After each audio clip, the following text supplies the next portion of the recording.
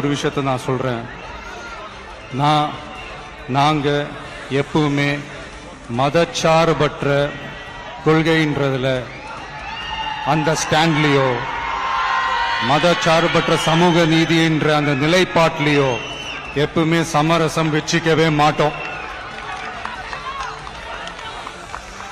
நம்மளுடைய தலைமையில தான் ஆட்சி அப்படின்றதுல எப்பவுமே உறுதியா இருக்கிறோம்.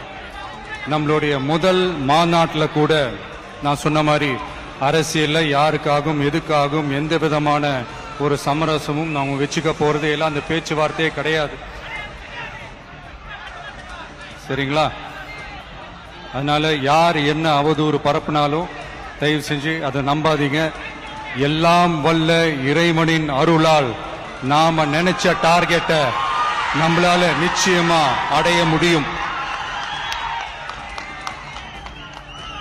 இன்னைக்கு என்னுடைய இஸ்லாமிய சகோதர சகோதரிகளுக்கு என்னுடைய ரமலான் நல்வாழ்த்துக்கள்.